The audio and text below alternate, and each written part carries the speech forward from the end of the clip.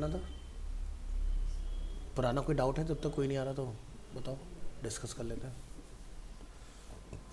नहीं तो फिर फ्रेश स्टार्ट करते हैं, फ्रेश मंथ है। तो चलिए रिएक्ट का टॉपिक डिस्कस करेंगे आज। तो पहली चीज़ ये कि रिएक्ट क्या है। सो रिएक्ट एक फ्रंट एंड डेवलपमेंट आपका एक कह सकते हो लैंग्वेजेस है, लाइब्रेरी है, ठीक है, फ्रेमवर्क नहीं है।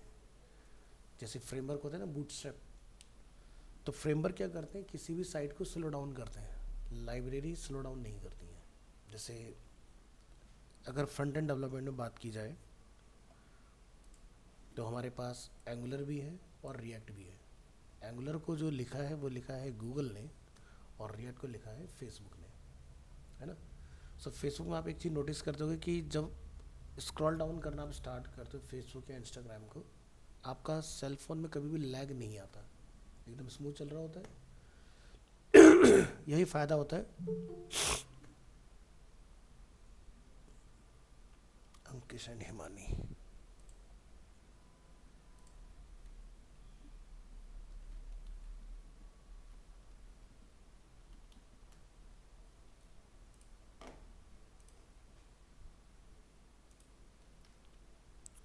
तो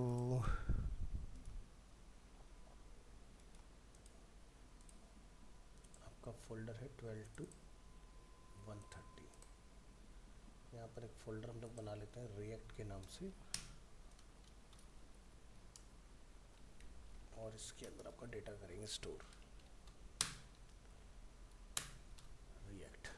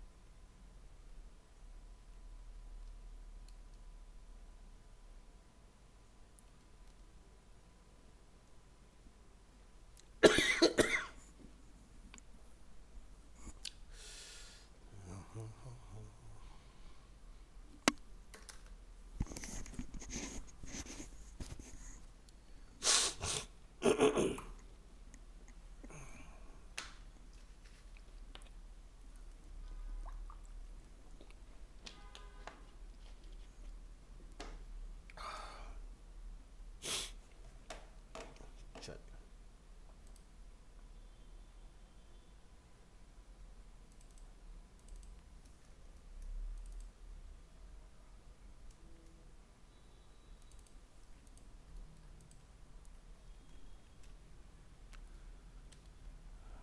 सी drive, desktop,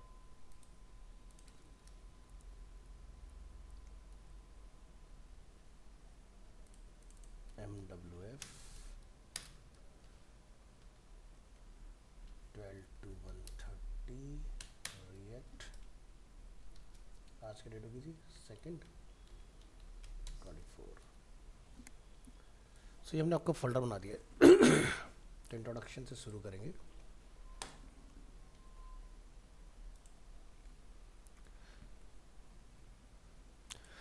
What is React? React, sometimes referred to as a front-end JavaScript framework, is a JavaScript library created by Facebook. And React is a tool for building UI components. तो UI components क्या होते हैं? Just इसको ऐसा समझो, ये component वो नहीं जो आप बूटस्ट्रैप में पढ़ के आए हैं कि लाइक अकॉर्डियन, या फिर आप देखते हो उसके अंदर कलेप्सिबल। हम यहाँ कंपोनेंट को कंसिडर करते हैं जैसे कि पेज का कोई एक पर्टिकुलर सेक्शन या फिर पर्टिकुलर पेज, ठीक है। So how does React work? So React creates a virtual DOM in memory. तो दो तरह के डोम होते हैं। एक, जैसे मान लो कि आप किसी वेबसाइट पर आते हो, amazon.in, और आप कंट्रोल यू प्रेस करते हैं, आपको पूरा कोड यहाँ पर विजुअल होता है। कुछ साइट्स ऐसे होते हैं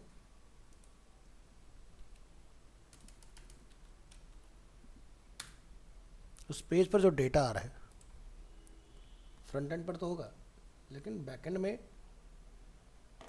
आपको बहुत ज़्यादा कुछ नहीं मिलेगा इसके अंदर। अब आप देख रहे हो यहाँ पर सिर्फ कुछ यही अवेलेबल है CSS से रिलेटेड, ठीक है, पेज से रिलेटेड इसमें ना के बराबर कंटेंट है। अब रिएक्ट जो है, अगर हम लोग इसको ऐसा समझें कि W3C वैलिडेटर आप अमेज़ॉन को लेकर आइए तो ये इसको आइडेंटिफाई कर पाता है ना। अब आप फ्लिपकार्ट को लेकर आइए, ये डिनाई कर देगा उसको। समझाया कुछ? ये क्या है? वर्चुअल डोम। यानी कि रिएक्ट के केस में आपको डोम नहीं दिखता है, पूरा का पूरा डोम जो होगा, जितना स्क्रीन पर एरिया होगा उतना ही जनरेट होगा, फालतू नहीं। क्लास लेना मुश्किल हो रहा है।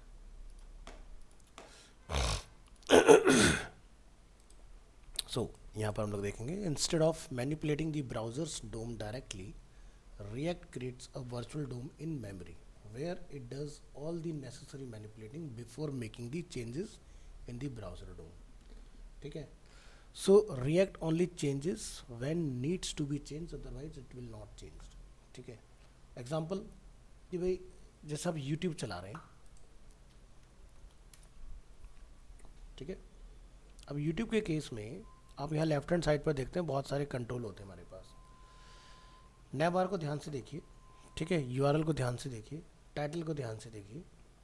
जब भी आप पहली बार कोई रिक्वेस्ट करते हैं तो आपको लोडिंग दिखाई दे रहा है। अब आप किसी टैब पर क्लिक कीजिए, जैसे कि हम लोग शॉर्ट्स की बात करते हैं,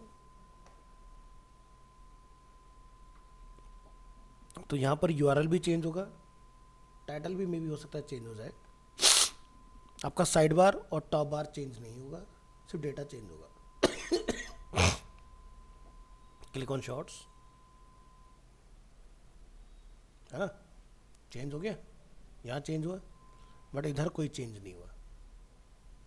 यही फ़ायदा होता है आपका रिएक्ट के अंदर या फिर एंगुलर के अंदर, यानी कि जितना पार्ट चेंज करना है उतना पार्ट दिखाओ, बाकी पार्ट को एज इट इज रखो। अननेसेसरी जो चीज़ ऑलरेडी अवेलेबल है उसकी रिक्वेस्ट करके बैकएंड से क्या फ़ायदा, है ना, आपका लोड टाइम बढ़ेगा।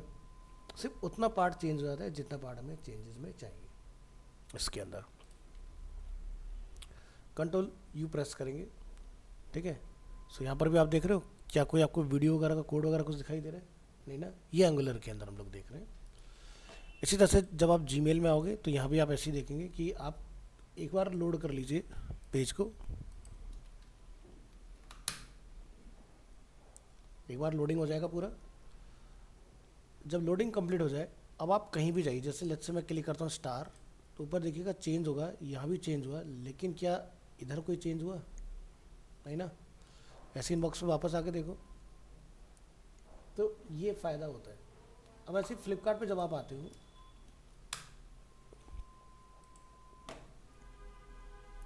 फ्लिपकार्ट का जो लैंडिंग पेज है सिर्फ अभी यही रिएक्ट में बना है, ठीक है। बाकी अगर हम लोग अंदर के इनर पेजेस की बात करें, हम जैसे इस पेज पर आ जाते हैं,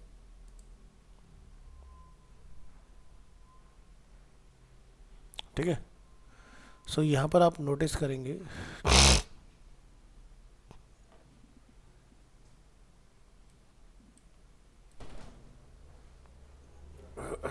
गुड आफ्टरनून,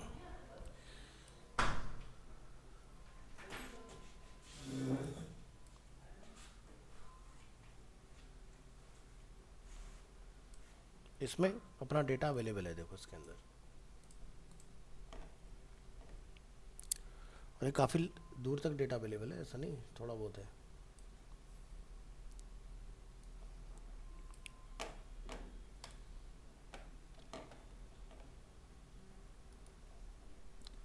तो ये डेटा तो अपना डायनामिकली आ गया है इसके अंदर, सारा का सारा जो हम लोग यहाँ देख रहे हैं। सो इसका हम कहाँ दिखा सकते हैं आपको और बेहतर?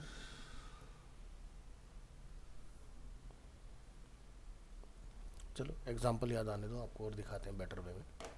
सो पॉइंट कहने का ये है कि आप रिएक्ट या एंगुलर या व्यू डॉट जेएस, तीन हमारी फ्रंट एंड डेवलपमेंट के लिए लैंग्वेजेस यूज़ होती हैं, ठीक है। जो बूटस्ट्रैप है, जो अभी तक आप पढ़ के आए हो बिफोर द पीएचपी, वो है फ्रंट एंड डिज़ाइनिंग। अब से हम लोग बात करें फ्रंट एंड डेवलपमेंट की, जिसको रीयूज़ किया जा सकता है कोड को, ठीक है। सो यहाँ पर हमने क्या देखा, React only changes what needs to be changed. जो चीज़ में आपको चेंजेस के अपडेशन की रिक्वायरमेंट नहीं है, वो पार्ट आपका चेंज नहीं होता है इसके अंदर, ठीक है। इसी वजह से ऐप क्या होती है, आपकी लाइट वेट हो जाती है। तो शायद फ्लिपकार्ट पे हम लोग कुछ देख सकते हैं, शायद हमें मिल जाए इस तरह का, क्योंकि फ्लिपकार्ट रिएक्ट पे ही काम करता है। तो जैसे एक हमारे पास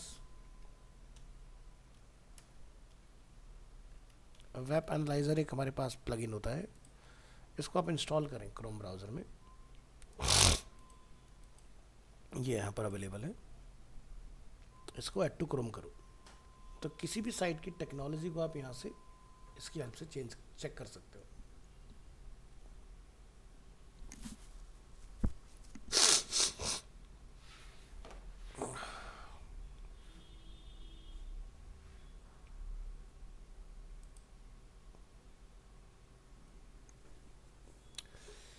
वैसे एक्सटेंशन कम से कम इस्तेमाल करने चाहिए, क्योंकि आपके ब्राउज़र की परफॉर्मेंस को स्लो डाउन करते हैं।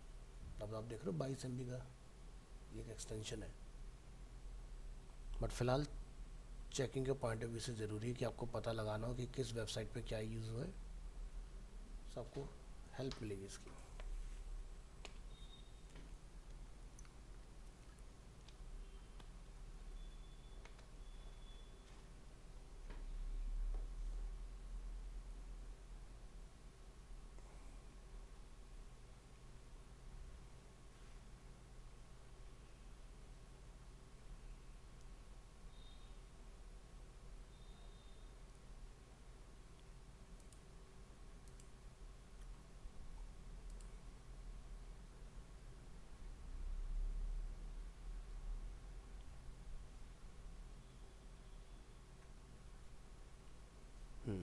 अवेलेबल हो गया।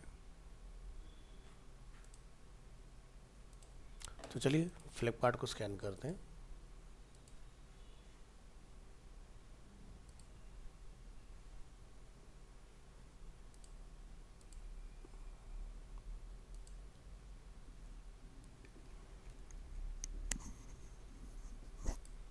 और यहाँ देख लो कुछ हमें एक्टिवेशन वगैरह का तो नहीं है, ठीक है।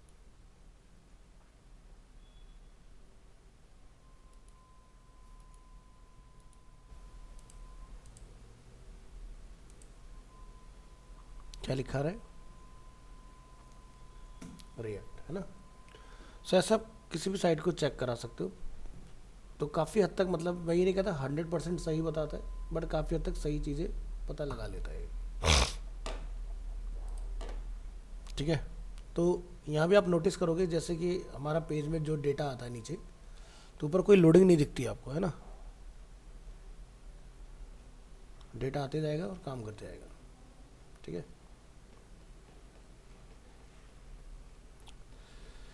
सो क्या होता है कि जैसे आप इंस्टाग्राम या फेसबुक जब चला रहे हो तो अपने फ़ोन में, तो क्या राइट हैंड साइड में कोई स्क्रॉलिंग होती है? अब इसका जो पहला पेज है वो वही चीज़ है। पेज में काफ़ी कंटेंट है, क्या कहीं में कोई स्क्रॉलिंग दिखाई दे रहा है इसके अंदर? नहीं है ना। वर्चुअल डो में जो सामने है वही है, जो ऊपर गया उसका कोई लोड नहीं, जो नीचे आएगा उसका कोई लोड नहीं, जो सामने आएगा सिर्फ वही रेंडर हो रहा है। ये इसका सबसे बड़ा एडवांटेज होता है, और इसी वजह से इतना ज़्यादा इसका लोड होता नहीं है, और काफ़ी लाइट खुलता है अगर कंपेयर करा जाए एक इनकॉग्निटो मोड में भी, तो इमीडिएट इसका रिस्पॉन्स आएगा, ठीक है।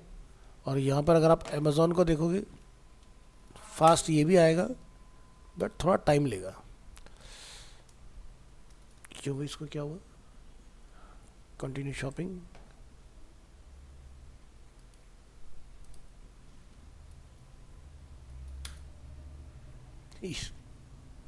चलो करेक्टर दो, UIMHUC।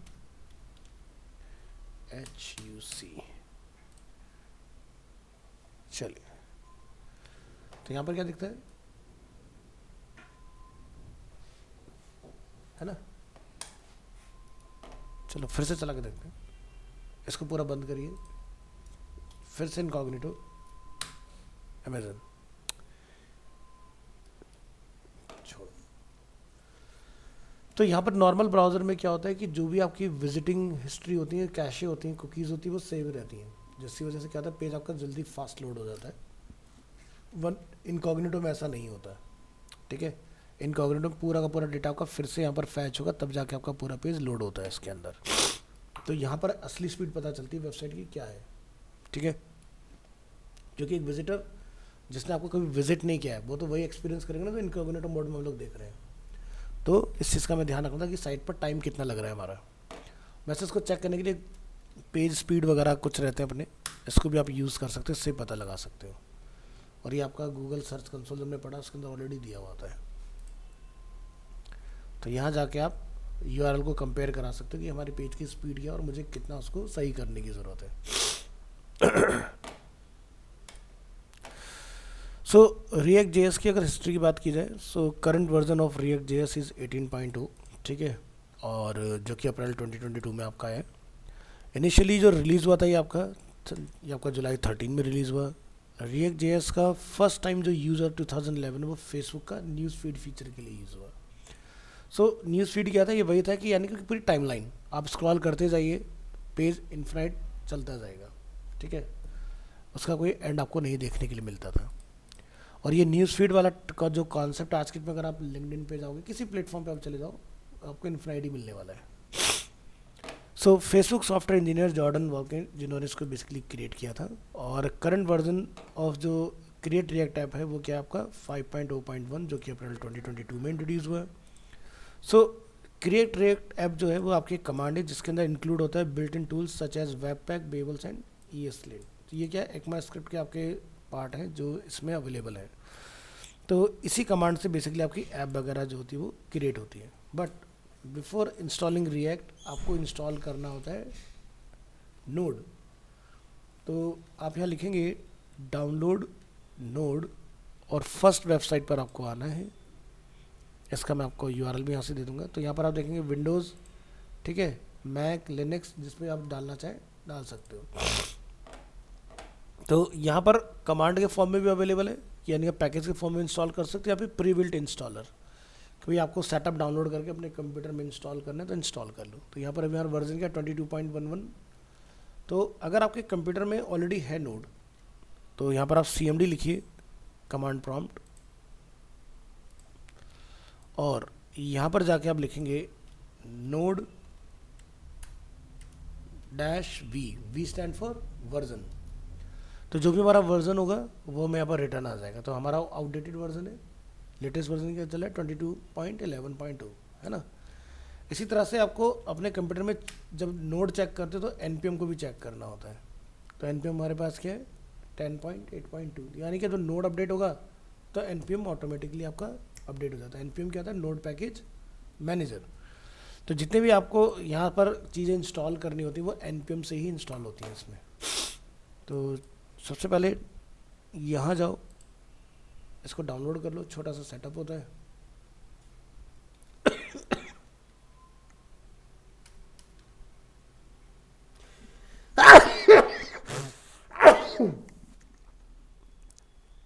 और यहाँ से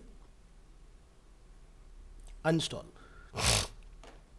फाइंड करेंगे node, continue,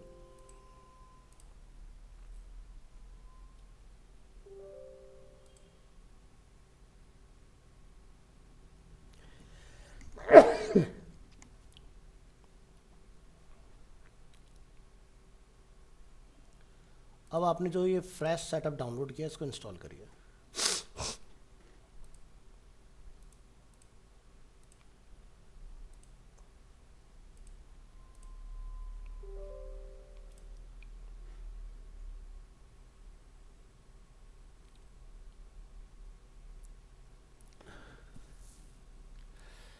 next click on finish.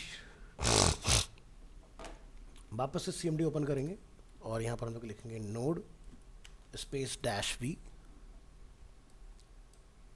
Latest version,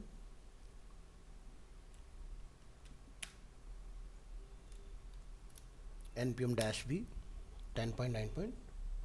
ठीक है, तो ये वाला पार्ट आपका कंप्लीट हो गया।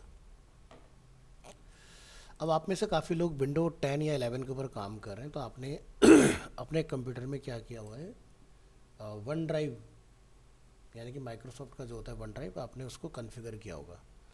तो अगर आप कहीं पर अपनी कोई ऐप वगैरह इंस्टॉल करना चाहते हो तो सबसे पहली चीज़ आप यहाँ पर ये चेक करें, जैसे लेट्स से मैं डेस्कटॉप पर जाना चाहता हूँ तो हम लोग यहाँ लिखेंगे CD डेस्कटॉप। तो मैं डेस्कटॉप पर आ गया, हो सकता है आपके में डेस्कटॉप पर ना जाए, तो आप यहाँ पर लिखेंगे CD वन ड्राइव। ठीक है, एंटर करेंगे, फिर डेस्कटॉप पर जाएंगे आप, तब आपका डेस्कटॉप आएगा। तो ये वाला पार्ट आपने देख लेना है। इसके बाद आप अपनी ऐप कहाँ इंस्टॉल करना चाहते हो एग्जाम्पल के तौर पर, तो जैसे हमारा रिएक्ट का फोल्डर है, हम इसके अंदर अपनी ऐप को इंस्टॉल करना चाह रहे हैं, तो आप यहाँ पे क्या लिखेंगे, डेस्कटॉप पर CD अगेन डेस्कटॉप फाइंड करते हैं और CD MWF हमारा फोल्डर, उसके अंदर CD 12 to 130 CD, उसके अंदर हमारा फोल्डर है रिएक्ट और इसके अंदर हम लोग अपनी ऐप को इंस्टॉल करना चाह रहे हैं। तो अगर आप कंफर्टेबल हो लिखने में, उसी पे आते हैं, उसी पे आ रहे हैं, उसी पे आ रहे हैं। ठीक है, सारे तरीके बताने ज़रूरी होते हैं। तो जैसे कि हम लोग यहाँ पर स्टेप बाय स्टेप जा रहे हैं ना, ये अगर आप कंफर्टेबल हो वेल एंड गुड, अदरवाइज़ आप सीधे यहाँ पर क्लिक कीजिएगा और यहाँ पर क्या लिखना है CMD। ठीक है, और आप क्या देखते हो, सेम वही पाथ हम लोगों ने अचीव कर लिया जो हमारा यहाँ पर लिखा है। तो दोनों ही तरीके हैं। ठीक है, टाइपिंग में स्पीड अच्छी है, दोस्त समझ में आता है, वेल एंड गुड, अदरवाइज सीधे सीधे यहाँ से कर सकते हैं हम लोग। इसके बाद हमें क्या करना है, यहाँ पर हमें जो भी अपनी ऐप बनानी है तो आप यहाँ लिखेंगे npx और यहाँ लिखेंगे आप क्रिएट रिएक्ट ऐप, और जो भी आप अपनी ऐप का नेम रखना चाहते हो XYZ वो अपना यहाँ जाके डिफाइन कर दोगे। जैसे हमने रखा है माई ऐप।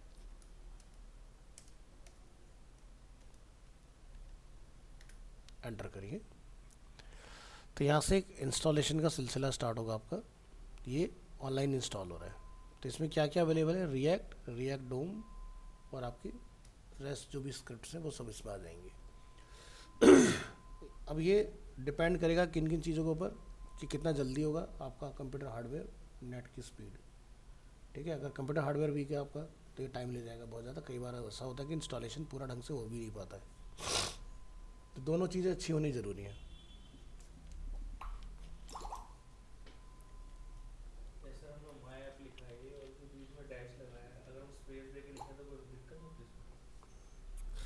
स्पेस देके आप लिखोगे, वेब में कोई स्पेस जैसी चीज़ होती नहीं है, हम हमेशा ये पढ़ते आए हैं, तो लिखना नहीं है। सही तरीका यही है स्ट्रक्चर बनाने का।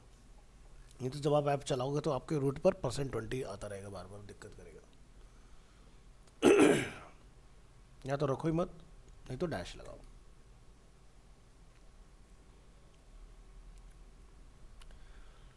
ठीक है, तो ये प्रोसेस ध्यान रखना है, इसके लिए नेट कनेक्टेड होना चाहिए आपका। ठीक है, अगर कंप्यूटर में नेट नहीं होगा तो नहीं चलेगा।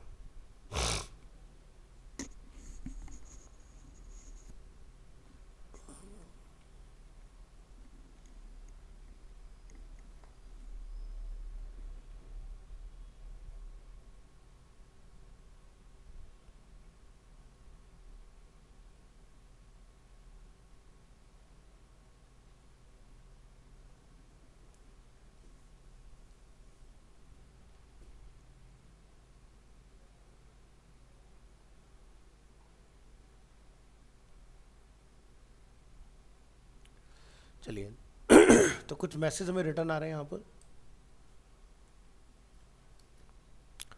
तो क्या क्या लिखा है, तो इंस्टॉलेशन कंप्लीट हुआ। अब ये क्या कहता है कि भाई सक्सेस, यहाँ पर हमें रिटर्न आ रहा है created my app at C this is this location, inside that directory you can run several commands like npm start.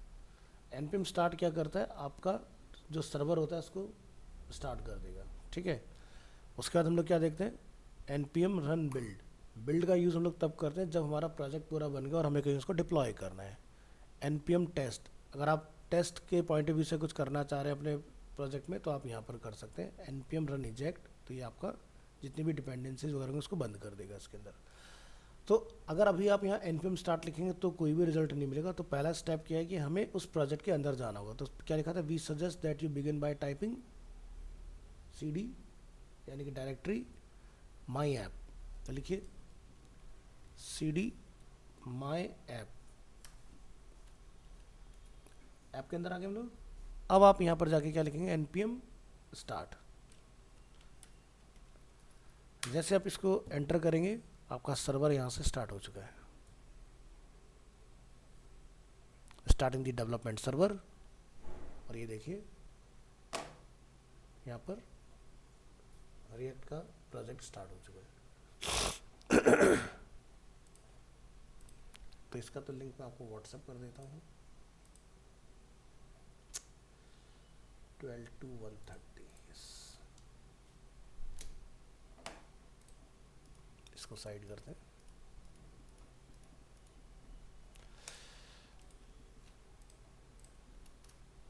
और अपने फोल्डर में आते हैं। तो ये हमने फोल्डर बनाया था माई ऐप के नाम से। सो यहाँ पर आप देखोगे इसके अंदर काफ़ी सारी चीज़ें इंस्टॉल हुई हैं, ठीक है। अगर माई ऐप का अगर आप साइज़ देखो तो 200-250 MB का समथिंग का इसका साइज़ जो है वो क्रिएट हो जाता है, 277, क्योंकि लेटेस्ट है तो साइज़ और बढ़ चुका है। तो इस प्रोजेक्ट को VS कोड में हमें लोकेट करना है। तो लोकेट करने के लिए आप क्या करेंगे,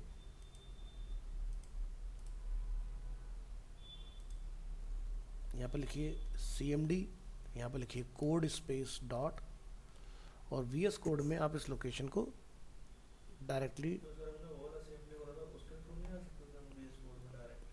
कौन सा वहाँ से फिर सर्वर बंद करना पड़ेगा ना, तब चलेगा।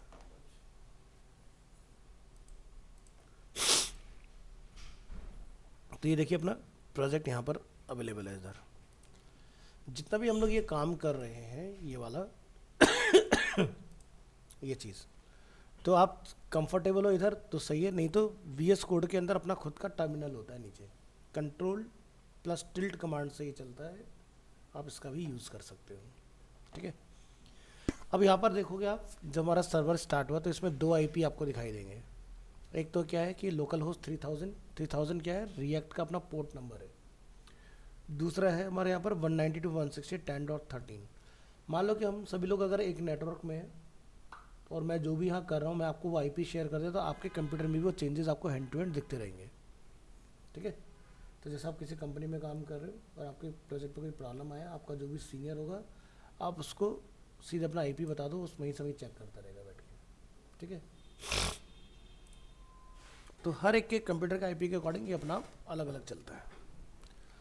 तो आपको अगर अपने पास चेक करना है तो इसका यूज़ करेंगे।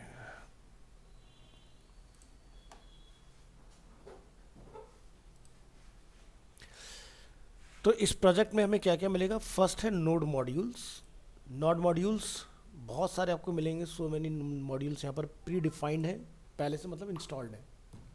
सबकी ज़रूरत नहीं आती है, ठीक है, कुछ की हमें ज़रूरत रहती है, ठीक है। और कुछ ऐसे हैं कि जो मतलब यहाँ पर अवेलेबल नहीं है और आपको इंस्टॉल भी करने पड़ेंगे एज़ पर योर रिक्वायरमेंट। अब यहाँ पर आपको 2 मेजर फोल्डर मिलते हैं, पब्लिक एंड सोर्स। सोर्स वो फोल्डर है जिसमें आप अपना प्रोजेक्ट बनाएंगे, और पब्लिक वो फोल्डर है जिसमें जाके आपका प्रोजेक्ट सोर्स से रेंडर होता है, ठीक है। तो पब्लिक फोल्डर में क्या क्या मिलेगा, अगर आपने अपने प्रोजेक्ट का आइकन चेंज करना है जो कि ब्राउज़र पे अभी आपको यहाँ डिस्प्ले हो रहा है, तो ये आइकन आपका यहाँ रखा हुआ है, favicon.ico। इसके अलावा यहाँ पर आपको एक index.html फाइल मिलेगी, ठीक है, जहाँ पर ये वाला आपका जो आइकन है वो कॉल हो रखा है इसके अंदर, ठीक है। नेक्स्ट आपका यहाँ पर लोगो, ये जो तो आप देख रहे हैं ये चीज़ यहाँ पर अवेलेबल है। और इसी में एसईओ के पॉइंट ऑफ व्यू से आपका क्या अवेलेबल है, robot.txt। और robot.txt हम लोगों ने एसईओ में समझा था क्या काम करता है, कि क्या हमें अलाउ करना है, क्या हमें डिसअलाउ करना है। अगर आप अपनी इस वेबसाइट में रिएक्ट के अंदर बना रहे हैं कुछ ऐसा कि भाई जहाँ पर user sign in sign up कर रहे हैं, तो उसको मुझे ऐसे में इंडेक्स कराने का कोई बेनिफिट नहीं है, तो उसको आप डिसअलाउ में लिख देंगे, ठीक है। और यूज़र एजेंट में स्टार का मतलब क्या होता है कि जितने भी सर्च इंजन्स हैं वो सारे मोस्ट वेलकम है हमारी वेबसाइट को इंडेक्स करें, ठीक है। अगर आपने यहाँ जाके लिख दिया इस तरह से गूगल बॉट, तो सिर्फ और सिर्फ गूगल ही आपको इंडेक्स करेगा, बाकी और कोई इंडेक्स नहीं करेगा आपको। तो बॉट कितने होते हैं, क्या होते हैं, वो मैं आपको दिखा भी देता हूँ, आपको समझ में आ जाएगा। इसके लिए आपको जाना होगा स्मॉल SEO टूल्स के अंदर, और यहाँ से आप इसको ओपन करेंगे, फाइंड करेंगे robot.txt, क्लिक करेंगे यहाँ पर। अब आप यहाँ देखें हमारे पास इस तरह से बॉट्स होते हैं, तो अलाउड, ठीक है, तो मतलब स्टार रहेगा आपका नीचे जो आउटपुट जनरेट होगा। तो यहाँ पर देखो गूगल का इमेज, गूगल का मोबाइल, सबका अपना अलग अलग है। इसी तरह से MSN, Yahoo messenger, Yahoo blogs, Ask, Gigablast, DMOZ, नज, अलग अलग टाइप्स ऑफ यहाँ पर आपको मिल जाएंगे। तो जैसे हम कहते हैं गूगल अलाउड है या रिफ्यूज़ करना है, आपने बोला जैसे अलाउड, आपने MSN को रिफ्यूज़ कर दिया, आपने याहू को रिफ्यूज़ कर दिया, डीमोज को रिफ्यूज़ कर दिया, बायदू को रिफ्यूज़ कर दिया एग्जांपल के तौर पर, और आप यहाँ जाके बोलते हैं क्रिएट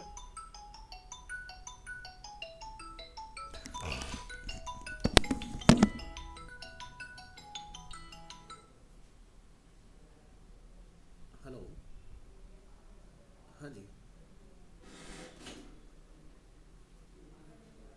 नहीं सर,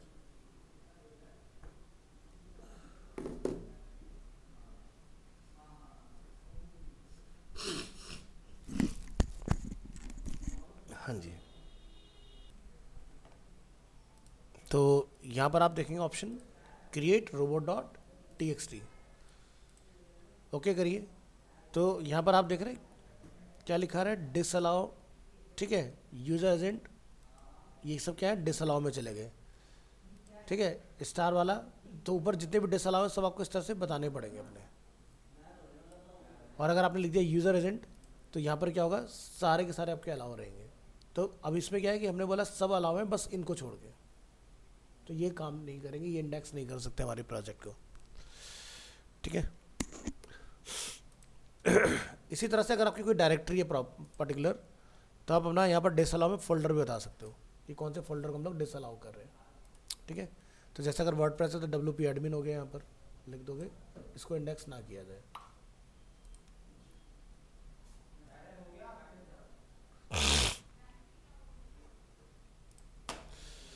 तो ये आपका यूज़र एजेंट यानी कि SEO के पॉइंट ऑफ व्यू से वाला पार्ट दिया हुआ है। बाहर आइए, सोर्स का आपको फोल्डर मिलेगा, इसके अंदर भी आपको मल्टीपल फाइल्स मिलेंगे। तो ध्यान रखना कि रिएक्ट में HTML पेज सिर्फ एक ही होता है, और उसी एक पेज में आपका पूरा का पूरा प्रोजेक्ट वर्क करता है, इसमें कोई HTML पेज में नहीं बनाना होता। सोर्स वो फोल्डर है जहाँ से आपका डेटा डिज़ाइन होगा और इस फाइल पर हमें रेंडर कराना होता है। तो आप यहाँ पर क्या देखते हैं, इंडेक्स फाइल में आपको एक डिव दिखाई देगा जिसका ID क्या है, रूट, बंद कर दीजिए। जो index.js फाइल है, यहाँ पर हम लोग क्या देखते हैं कि जो डेटा है वो रूट में रेंडर कराया जा रहा है यहाँ से। यानी कि आप ये सोचिए कि आपके पूरे रिएक्ट ऐप का जो मेन पॉइंट है वो है इंडेक्स, उससे पहले आपका रहता है app.js, ठीक है। तो सारा डेटा app.js पर आएगा, app.js का डेटा इंडेक्स पर आता है, और इंडेक्स का डेटा जाता है index.html के अंदर। ये हायरार्की कुछ इस तरह से काम करती है आपकी। अब यहाँ पर आपको दिखाई देगा कंपोनेंट का नेम, तो ये है app.js, तो इसको आप चाहे पेज बोलिए या कंपोनेंट बोलिए, ठीक है। ध्यान क्या रखना है कि इसकी जो नेमिंग होगी वो बाय डिफ़ॉल्ट आपको कैपिटल लेटर से मिलेगी। तो CSS जब हम लोग बनाए जिस भी कंपोनेंट के लिए आप बना रहे हैं वो आपको सेम नेम से रखना है, जैसे app.js, app.css। इसको और आसान भाषा में समझाते हैं। जैसे मान लो आपको 5 पेज की कोई वेबसाइट बनानी है, home, service, about, portfolio, contact, तो होम क्या हो गया, इंडेक्स, एग्जाम्पल, ठीक है। तो सर्विस का अगर पेज बनाओगे तो services.js बनेगा, यहाँ पर aboutus.js बनेगा, इस तरह से। तो ये तो आपका डिफ़ॉल्ट है जो आपको सोर्स के अंदर मिलना ही मिलना है। तो जो भी आपको पेज बनाना है आप क्या करेंगे, यहाँ पर न्यू फोल्डर, और उसको आप चाहे तो नेम कंपोनेंट दीजिए या फिर आप पेजेस का नेम दीजिए, और जो भी पेज आपको बनाने हैं वो आप इसके अंदर जाके अपने स्टोर करेंगे। यहाँ पर मिक्स नहीं करना है, मेन पर कर दोगे कोई दिक्कत नहीं है, बट मिक्स ना करें तो ज़्यादा अच्छा है, सेग्रीगेट रखेंगे तो ज़्यादा बढ़िया रहेगा अपने लिए। तो एग्जांपल के तौर पर अभी जो आप ये डेटा देख रहे हैं, ये edit source slash app dot JS and save to reload, तो ये पार्ट आप देखेंगे यहाँ लिखा हुआ है, कौन सी फाइल है, ऐप डॉट जेएस। तो मान लीजिए कि आपको यहाँ पर कुछ चेंजेस करने हैं, ठीक है, तो आप यहाँ जाके जैसे चाहते हैं कि ये आउटपुट में डिस्प्ले ना हो, हमने इसको किया कमेंट, ठीक है, पेज को रिलोड करिए। आई थिंक सर्वर हमारा बंद हो गया, सर्वर रीस्टार्ट करना पड़ेगा हमें।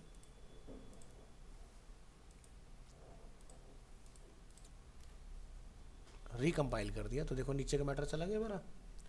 तो रिकम्पाइल अगर करना है तो सिंगल कंट्रोल सी, और सर्वर को अगर बंद करना है तो कंट्रोल सी 2 टाइम करना है क्विकली, तो सर्वर आपका टर्मिनेट हो जाता है। तो ये देखो रिफ्रेश हो गया इस तरह से। तो यहाँ पर जो भी आप चेंज करते हो, ठीक है, जैसे मान लो हम लोग उसको रीएक्टिवेट कर देते हैं और कंट्रोल एस कर देंगे यहाँ से, तो ब्राउज़र में आपका डेटा यहाँ पर जैसे भी नहीं आ रहा है, तब आप क्या करेंगे, एक बार कंट्रोल सी प्रेस करेंगे, डेटा रिकम्पाइल हुआ, आपका रिजल्ट आ गया। अभी बार बार कंट्रोल सी का लफड़ा हमें समझ में नहीं आता है, तो इसलिए हम लोग इसको इस्तेमाल नहीं करते टर्मिनल से। आपने 2 टाइम कंट्रोल सी किया, सर्वर को हमने यहाँ से बंद कर दिया, अब आप पेज को रिलोड करेंगे, देखो डेटा आना बंद हो जाएगा। इसीलिए हम लोग यूज़ करते हैं टर्मिनल। आपने लिखना है cd my app एंटर, यहाँ लिखेंगे आप npm स्टार्ट।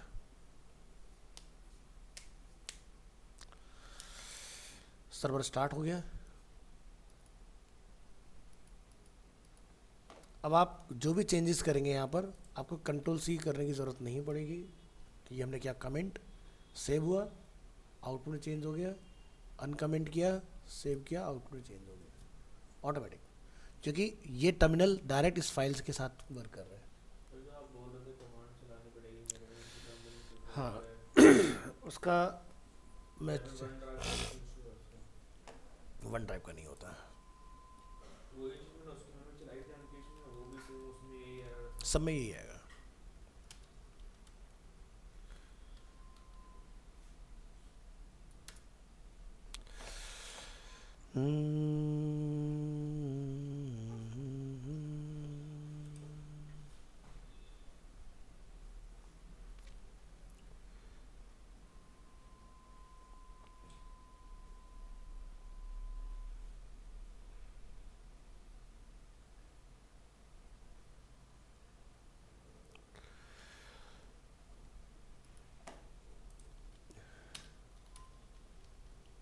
व्हाट्सएप पे चेक करता हूँ, मैंने शायद किसी को भेजा होगा।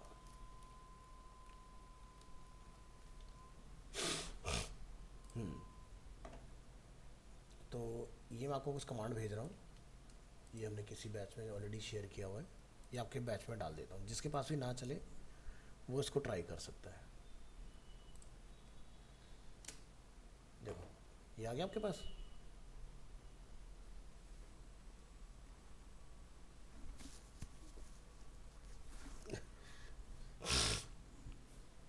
व्हाट्सएप ग्रुप पे मिल गया आपको। 3 कमांड भेजी मैंने आपको। अभी लाया कुछ लैपटॉप वगैरह कोई? चलो ट्राई कर लेना। आपने क्या करना है, 1 बाय 1 देखो मैंने यहाँ पर कमांड आपको भेजी हुई है। पहली कमांड आपने ये रन करना है, यहाँ से इतना उठाइएगा, फिर वी एस कोड के टर्मिनल के अंदर, फिर ये और फिर थर्ड ये, उसके बाद आपका काम कर जाएगा। ठीक है, to activate V S code terminal मैंने इसलिए लिख दिया उसमें, ट्राई करना काम करेगा।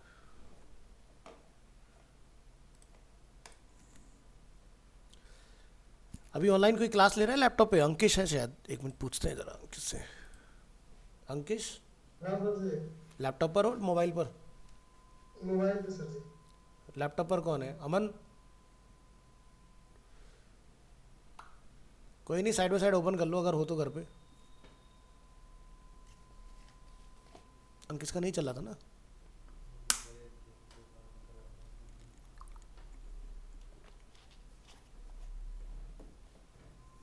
चलिए तब तक हम लोग आगे देखते हैं।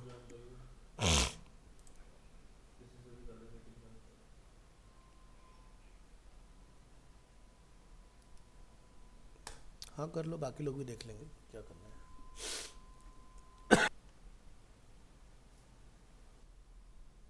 अपनी स्क्रीन शेयर कर दूँ।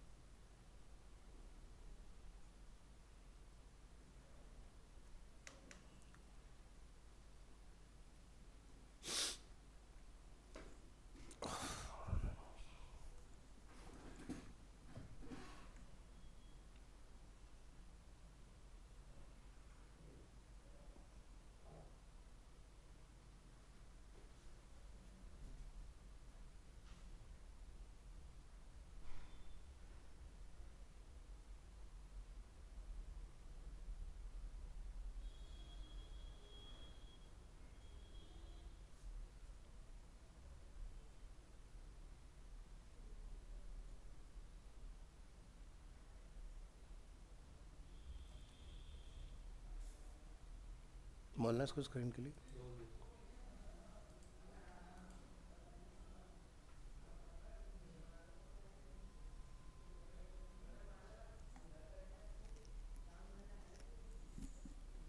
वीएस कोड ओपन करो अपना।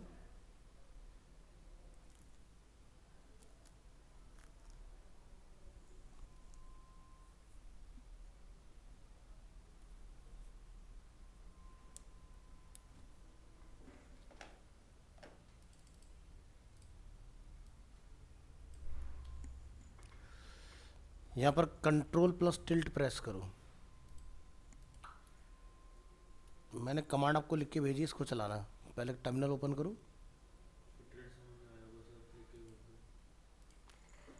ये टैब के जस्ट ऊपर होता है। मैंने कमांड आपको भेज दिया लिख के। फिर सेकंड कमांड ये चलाना है जो चैट में मैंने डाला है आपको, और फिर थर्ड कमांड ये रन करना है।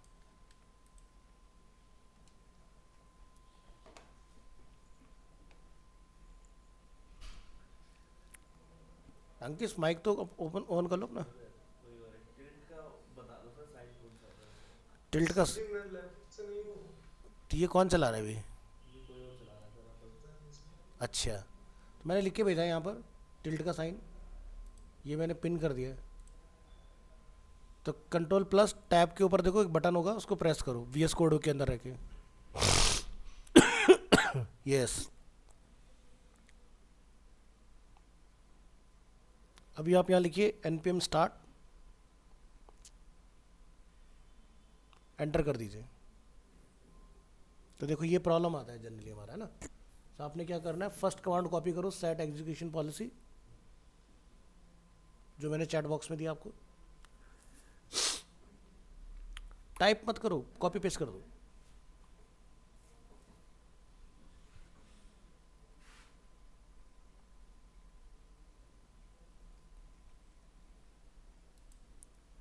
ये कौन है, विवेक है क्या?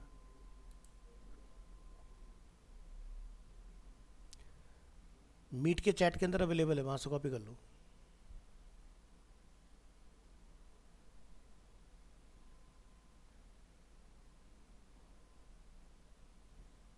फर्स्ट फर्स्ट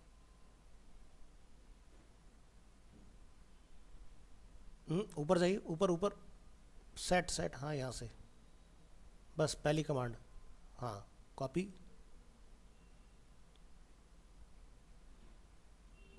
यहाँ पेस्ट कर दो। राइट क्लिक से पेस्ट होता है, कंट्रोल वी से नहीं होता।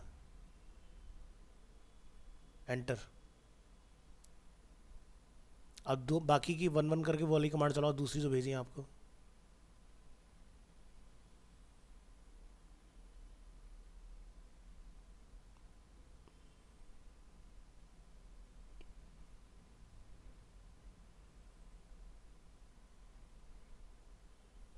फिर थर्ड कमांड चलाओ।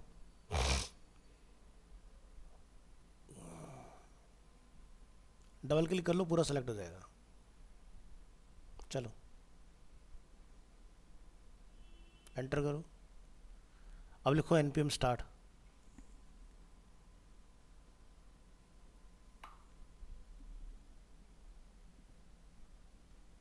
हो गया एक्टिवेट। अब तुम्हारा शायद वाइट ही चल रहा है, शायद उसमें डिफरेंट कमांड हो गया ना। क्या? मेरा तुमने कुछ वापस ही चल रहा है। तुमने कमांड गलत लिखी है क्या, एक बार दिखाना। यहाँ पर npm स्टार क्यों आया, स्टार्ट नहीं आया। नहीं है तो सही। एक्टिवेट तो तुम्हारा हो गया, तुम देखना तुम्हारे में क्या सिस्टम है।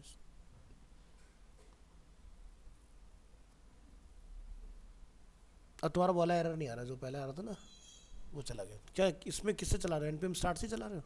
इसमें उस आप वाले से भी है, रामा वाले से भी उसको मिलेगा इंटरनेट में।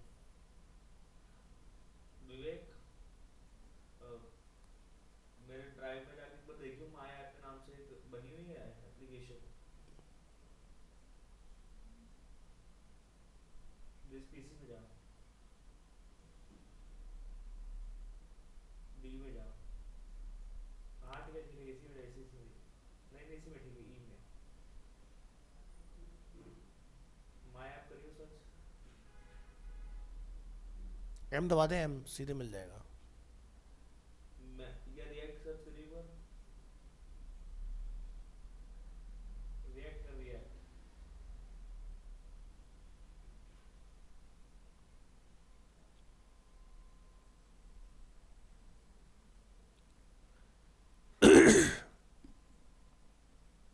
हाँ ये जो नीचे फोर्स वाला फोल्डर है ना रिएक्ट का, उसको राइट क्लिक कर। हाँ, इधर से आपको हाँ राइट क्लिक कर उसके ऊपर, बैक जा, बैक जा, बैक।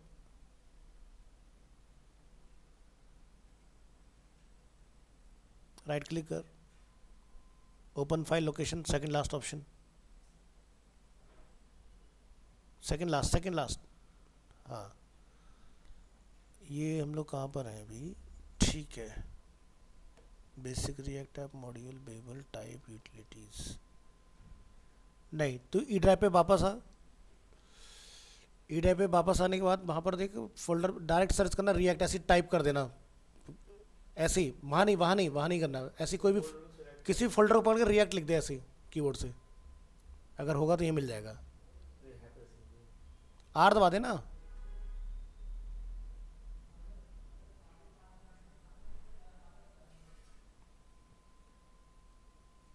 नहीं मिल रहा है यहाँ पर, आर प्रेस करो कीबोर्ड से। नहीं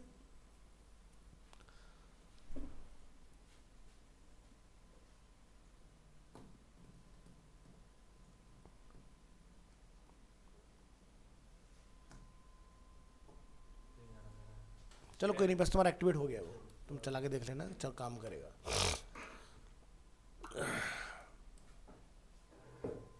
स्टॉप कर दो शेयरिंग।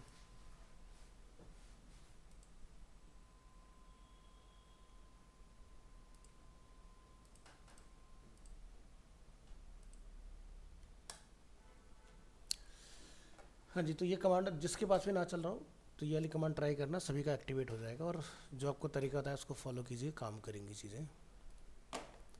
ठीक है, तो ज़रा स्ट्रक्चर हम लोग समझ रहे थे। तो पब्लिक फोल्डर जहाँ पर आपका पूरा ऐप जाके रेंडर होता है, किस फाइल के अंदर, index.html के अंदर।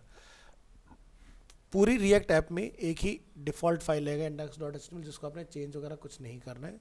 आगे चल के बताऊंगी कि छोटे मोटे चेंजेस आप क्या कर सकते हो यहाँ पर, उसकी हम लोग बाद में बात करेंगे। जैसे मान लो आपको इसमें कोई CDN इंटीग्रेट करना है, जैसे मान लो बूटस्ट्रैप आपको ऐड करनी है, तो आप यहाँ ला के ऐड कर सकते हो। हेड का कोड हेड में, बॉडी फुटर का कोड जो हमारा जावास्क्रिप्ट का होता है वो नीचे, या फिर आपको कोई लाइब्रेरी अटैच करना है आइकन के लिए, तो आप हेड में ला के यहाँ डाल सकते हो, बाकी पूरे प्रोजेक्ट में ऑटोमेटिकली वर्क कर जाएगा। सोर्स फोल्डर के अंदर इंडेक्स हमारा मेन होता है, ये बाय डिफ़ॉल्ट आता है आपका। तो देखोगे इंडेक्स के अंदर क्या रेंडर हो रहा है, ऐप। ऐप कैसे रेंडर हुआ, क्योंकि पहले ऐप को इंपोर्ट कराया गया है। इसी तरह से ऐप के अंदर आओगे तो ऐप का जो भी लुक एंड फील है वो आपका CSS इसके अंदर इंपोर्ट हो रखा है। तो ये सब ना एक दूसरे के ऊपर डिपेंडेंट वाली चीज़ें हैं।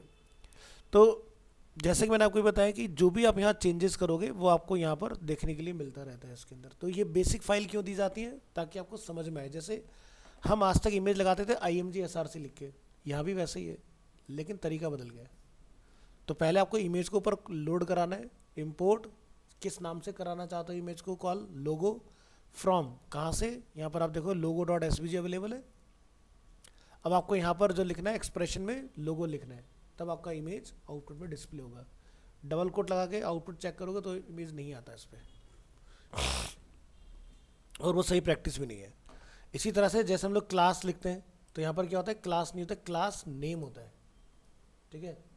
तो ये आप लोग जो यूज़ कर रहे हैं वो है जावास्क्रिप्ट, और जावास्क्रिप्ट में जब भी 2 वर्ड का नाम आता है वो हमेशा कैमल केस होता है, तो इसका आपको ध्यान रखना पड़ेगा। सेकेंड लेटर का फर्स्ट लेटर है, जैसे गेट एलिमेंट बाई आईडी, तो गेट एक पूरा वर्ड हो गया तो तीनों स्मॉल जाएंगे, एलिमेंट का ई आपका कैपिटल हो जाएगा, बाई का बी, आईडी का आई, इस तरह से चलता है। पहला स्मॉल होगा। तो यहाँ पर क्लास नेम क्यों दिया गया है, क्लास क्यों नहीं, क्योंकि रिएक्ट में ऑलरेडी अपनी खुद की क्लास है, तो वो क्लास के लिए रिजर्व है पहले से, तो इसलिए यहाँ पर क्लास नेम दिया जाता है CSS को बाइंड करने के लिए इसके अंदर, ठीक है। तो जो भी आप कंपोनेंट बनाएंगे, जैसे इंडेक्स डॉट JS है तो index dot CSS, app dot JS है तो ऐप डॉट CSS, ऐसे अगर आप होम पेज बना रहे हो, अबाउट बना रहे हो तो अबाउट डॉट CSS, इस तरह से। सिर्फ होम पेज को छोड़ के बाकी जितने भी आप कंपोनेंट इसमें बनाएंगे, ध्यान रखना है कि आपको कैपिटल लेटर का इस्तेमाल करना है, यानी कि सेंटेंस केस। अगर आप इस तरह से स्मॉल चलाओगे तो नहीं चलेगा, क्योंकि रिएक्ट जो चलती है JSX के ऊपर काम करती है, यानी कि हर एक टैग सेल्फ क्लोज होगा। कहने का मतलब कि अगर आपने कहीं पर BR भी लगाया वो भी क्लोज होगा, अगर IMG टैग होगा तो वो भी क्लोज होगा, दिखाई दे रहा है। तो इसमें एक मेन जो चीज़ है इसका ध्यान रखना है, अगर आपने कहीं पर खुला छोड़ दिया ये तुरंत एरर बना देगा प्रोग्राम में नीचे, है ना, ये गड़बड़ होगी कहीं पर। तो इस चीज़ का आप खास ध्यान रखें कि हर एक चीज़ प्रॉपर क्लोज हो आपकी। तो दोनों ही IP के ऊपर आप अपना प्रोजेक्ट चेक कर सकते हो। जैसे हमने अगर इसको लिया यहाँ से और ओपन करेंगे तो देखिए इस पर भी आउटपुट आ रहा है। अब मान लो कि मुझे जैसे पंकज के साथ शेयर कर रहा हूँ, पंकज मेरे नेटवर्क में बैठा हुआ है, तो हम दोनों एक दूसरे का काम चेक कर सकते हैं अपने अपने IP की हेल्प से, ठीक है। तो ये हो गया आपके लिए, ये हो गया सेकंड पर्सन के लिए। तो ऐसा कुछ रहता है इसका स्ट्रक्चर।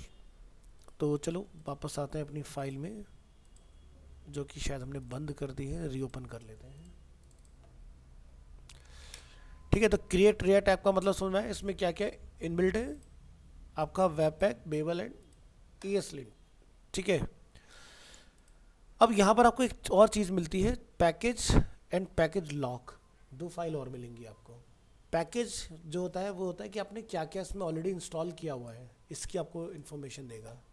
और पैकेज लॉक में कब जाता है, जब वो सक्सेसफुली हो जाता है। अगर मान लो फेल हो गया तो लॉक में नहीं जाएगा, अगर आपका इंस्टॉल हो गया प्रॉपर तरीके से तो पैकेज और लॉक दोनों जगह पर आपको डिस्प्ले होगी इन्फॉर्मेशन। तो अभी हमारा बिल्कुल बेसिक है, इसमें कोई बहुत ज़्यादा चीज़ें हमारी इंस्टॉल्ड नहीं है, ठीक है। अगर आपको कुछ भी इसमें और इंस्टॉल करना है तो आप npm से कमांड रन करेंगे, वो डेटा यहाँ पर डिस्प्ले हो जाएगा। जैसे मैं जाके यहाँ पर एक कमांड रन कर लेता हूँ, और जैसे मान लो आप चाहते हैं मेरा सर्वर चलता रहे, साथ में मुझे कुछ और भी काम करना है, तो सर्वर को रन रखिए और दूसरा टर्मिनल यहाँ से ओपन कर लीजिए, एक और टर्मिनल साथ साथ चल जाएगा, ठीक है। और अगर आप पहले वाले सर्वर को स्टॉप करके काम करना चाहते हो तो Ctrl+C से स्टॉप, और फिर यहाँ पर जो भी आप करना चाहें वो लिख देंगे यहाँ पर। जैसे मैं लिखता हूँ npm install react router dom,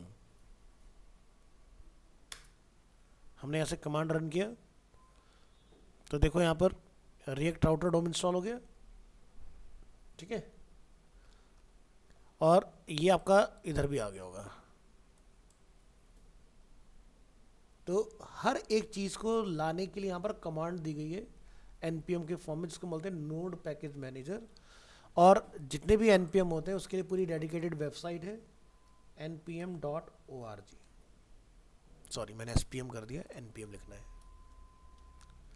npm.org। यहाँ आप जाओगे तो यहाँ पर सारे npm अवेलेबल हैं, बस आपको बताना है कि मुझे कौन सा चाहिए। जैसे आपने लिखा रिएक्ट राउटर डोम, ठीक है। आप यहाँ पर जाइए क्लिक कर लीजिए, तो यहाँ पर आपको हर एक का मिलता जाएगा और उसके एग्जांपल्स भी इसी के अंदर दिए हुए हैं कि किस तरह से अपने चीज़ों को यूज़ में लेके आना है। जैसे मैं यहाँ पर लिख देता हूँ रिएक्ट हेलमेट, आप रन करेंगे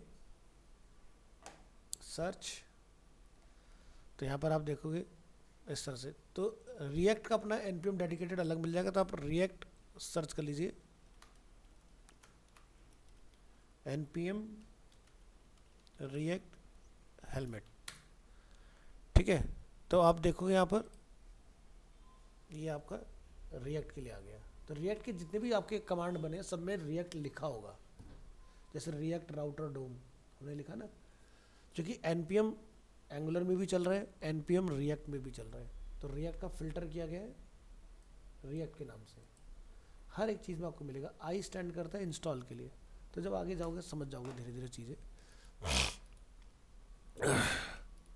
सो फिलहाल के लिए आज आप इतना कर लो कि मतलब अपने कंप्यूटर में सभी लोग रिएक्ट को कॉन्फ़िगर करके रेडी कर लो, ठीक है। फिर हम लोग नेक्स्ट क्लास में, थोड़ा मेरी तबीयत भी ठीक हो जाएगी तो हम लोग आगे की चीज़ समझेंगे किस तरह से काम करना है इसके ऊपर।